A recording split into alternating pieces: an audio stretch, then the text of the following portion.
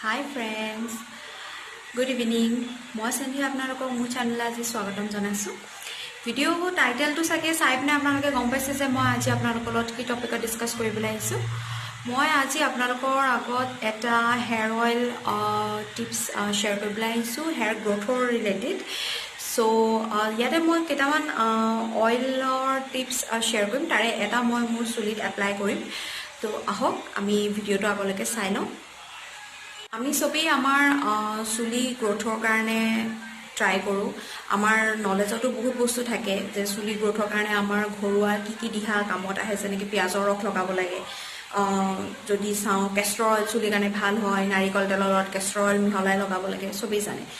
কিন্তু প্ৰত্যেকটো বস্তুৰ নিজা এটা ঔষধীয় গুণ থাকে, নিজা এটা পৰিমাণ থাকে, নিজা এটা প্ৰত্যেকটো বস্তুৰে নিজা এটা গুণ থাকে।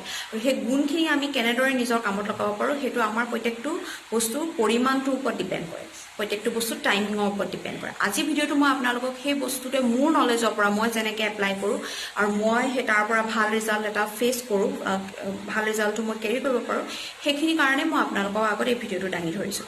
তো আহক আপোনালোকে প্লাছ ফাৰ্ষ্ট থিং, মই ভিডিঅ'টো ষ্টাৰ্ট কৰাৰ আগতে স্ক্ৰীণত কেইটামান অইলৰ কম্পজিশ্যন দিম।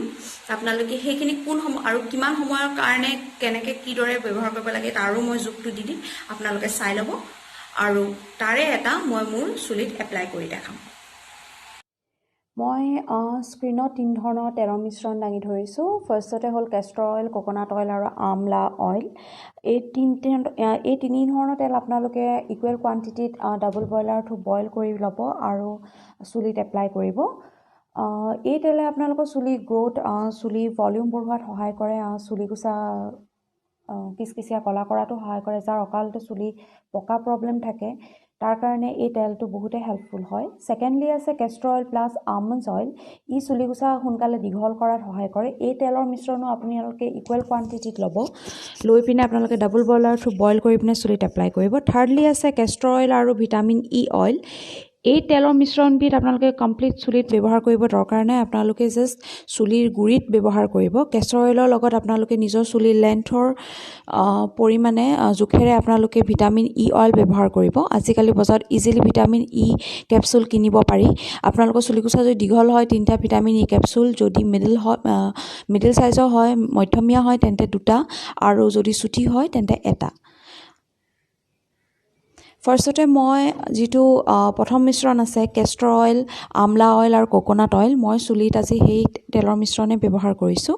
মই এইদৰে অকণমান ডাবল বইলাৰটো বইল কৰি পিনে মই চুলিৰ গুৰিত লগাই লৈছোঁ। আপোনালোকে এটুকুৰা কটন তেলত ডিপ কৰিও আপোনালোকে চুলিৰ গুৰিত এইদৰে মিশ্ৰণবিধ লগাব পাৰে। মই আঙুলিৰে এপ্লাই কৰিছোঁ। এইদৰে আপোনালোকে লগাই ল'ব। ফাৰ্ষ্টতে আপোনালোকে চুলি গুৰিত তেলখিনি লগাই ল'ব, তাৰপাছত গুৰিৰ পৰা আগলৈকে কমপ্লিট চুলিখিনিত এপ্লাই কৰিব। মই এইদৰে সেওটা মেলি ফাৰ্ষ্টতে গুৰিত তেলখিনি এপ্লাই কৰিছোঁ।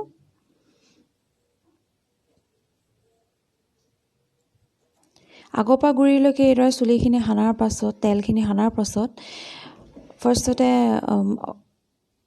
মাছাজ কৰি ল'ব। কিন্তু মাছাজ কৰাৰ আগতে মই চুলি আগকোচাটো তেল ভালদৰে লগাই লওঁ, কাৰণ আমাৰ দীঘল চুলি আগকোচা ডেমেজ হোৱাৰ বহুতে সম্ভাৱনা থাকে। মোৰো হয়, চুলি ফাটে, চুলি ৰাফ হয় আগকোচা। তো সেইকাৰণে এই তেলৰ মিশ্ৰণটো আপোনালোকে সম পৰিমাণে আগতো এপ্লাই কৰি ল'ব।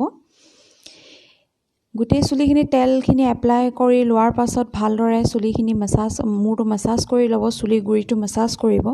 আপোনালোকৰ যিটো ইজি মুভমেণ্টছ আপোনালোকে ভাবে ইজিলি ডেইলি যিটো আপোনালোকে মুভছ কৰে, সেইখিনি তেনেকুৱা ধৰণৰ ইজি মুভমেণ্টছ কেইটামানে আপোনালোকে কৰি ল'ব। মই ইয়াতে 2 ধৰণৰ মুভমেণ্টছ কৰিছোঁ। আফটাৰ অইলিং আপোনালোকে যদি চুলি 5 মিনিটলৈকে মাছাজ কৰে তেন্তে আপোনালোকে অকণমান হ'লেও ৰিলেক্স ফিল কৰিব, আপোনালোকৰ ষ্ট্ৰেছ ফ্ৰী হ'ব। আৰু এই মাছাজে আপোনালোকৰ ব্লাড চাৰ্কুলেশ্যন কৰাত সহায় কৰে, আৰু ব্লাড চাৰ্কুলেশ্যনে আমাৰ চুলিৰ গ্ৰ'থত। চ' আপোনালোকে এই মাছাজটো 5 মিনিটলৈকে কৰিব, বেছি সময়লৈকে কৰা দৰকাৰ নাই। আৰু ভিডিঅ'টো আগলৈকে চাব। মই আগলৈ এটা টিপছ আপোনালোকৰ আগত দাঙি ধৰিম, এটা সাধাৰণ টিপছ হয় যিটো চাগে আমাৰ বহুতে নাজানে বা বহুতে এপ্লাই নকৰে। তো এই মাছাজ কৰাৰ পাছতে আমি সেই বস্তুটো কৰিব লাগে। তো জাষ্ট মই এই মাছাজ হৈ যোৱাৰ পাছতে মই আপোনালোকৰ আগত দাঙি ধৰিম সেই টিপছটো। একদম চিম্পল এটা টিপছ হয়, আপোনালোকে ভিডিঅ'টো আগলৈকে চাই থাকিব। মোৰ চুলি অইলিং কৰাৰ টাইমত অকণমান জট লাগিছিলে, তো সেইকাৰণে মই অকণমান এনেকৈ এইদৰে সামৰি লৈছোঁ। এইদৰে মই লাহে লাহে চুলি গুৰিটো মই মাছাজ কৰি যাম। মই মাছাজ বৰ বেছি সময় নকৰোঁ, 5 মিনিটলৈকে কৰিম।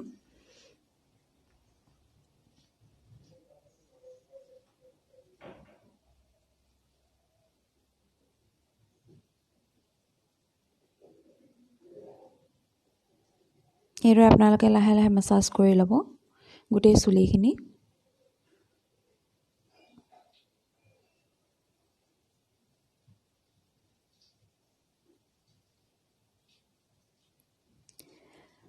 মাছাজ কৰি হৈ উঠাৰ পাছত আপোনালোকৰ যি চুলি জট লাগে আপোনালোকে ডাইৰেক্ট ফণী এপ্লাই কৰি পিনে চুলি জটটো নেভাঙিব বা চুলি জট নভঙাকৈও চুলিখিনি থৈ নিদিব। আপোনালোকে এইদৰে আঙুলিৰে ফণিয়াই ফণিয়াই চুলিৰ জটটো ভাঙি ল'ব। মই আগৰ ভিডিঅ' এটাতো কৈছিলোঁ যে আপোনালোকে চুলি জট লাগিলে ডাইৰেক্ট ফণী এপ্লাই নকৰি আঙুলিৰেও আপোনালোকে এইদৰে জটটো ভাঙি ল'ব পাৰে। এইদৰে আপোনালোকে চুলি জটটো ভাঙি ল'ব।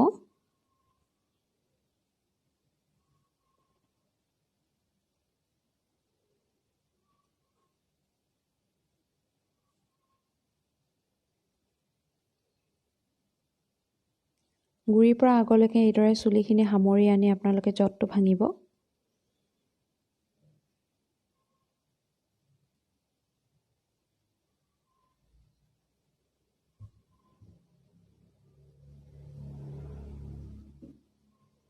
ইয়া দেখিলে মই আফটাৰ অইলিং চুলি সৰিছে। মই আপোনালোকক আগতেও কৈছোঁ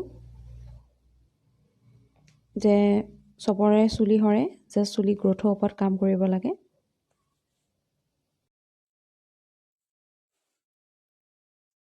এতিয়া ফাইনেলি আপোনালোকে এনেকুৱা এখন হেৰেঙা ফণি ল'ব, পানীত তিয়াই ল'ব ফণিখন ভালদৰে। তাৰ পাছত গোটেই চুলিখিনিত এইদৰে এপ্লাই কৰিব, ফণিখনে ভালদৰে চুলিখিনি আঁচুৰি দিব।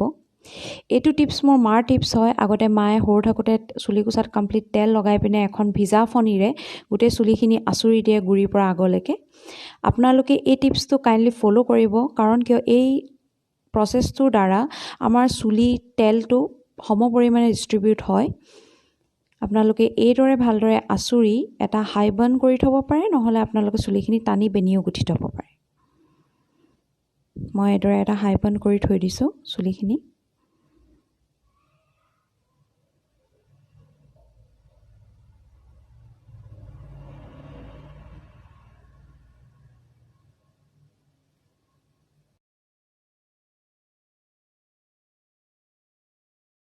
চ' আপোনালোকে দেখিলে ফাইনেলি মই মোৰ চুলিত অইলিং কৰি ল'লোঁ।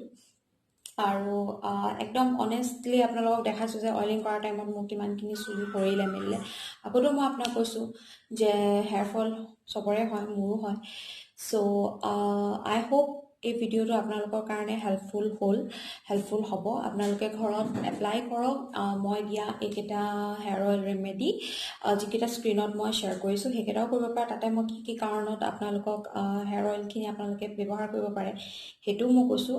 তাৰে মই এটা আমলা তেল, নাৰিকল তেল আৰু কেষ্টৰ অইল, মই 3টা মিলাই পিনে মই এইটো হেয়াৰ অইলিং মাছাজ মই কৰি ল'লোঁ আজি। আৰু মই আজি ফুল নাইট ৰাখি কাইলৈ মৰ্ণিং মই নৰ্মেল যি শ্বেম্পু আৰু কণ্ডিশ্যনাৰ ব্যৱহাৰ কৰোঁ সেয়েদি মই হেয়াৰ ৱাছ কৰি দিম।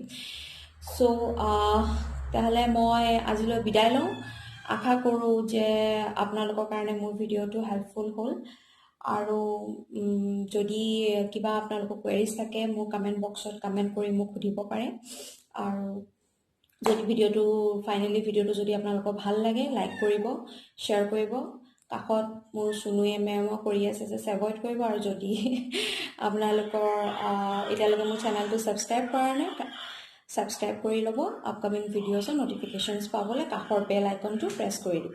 চ' এতিয়ালৈ আহোঁ, ভালদৰে থাকক। Have a great night, have a good night, by.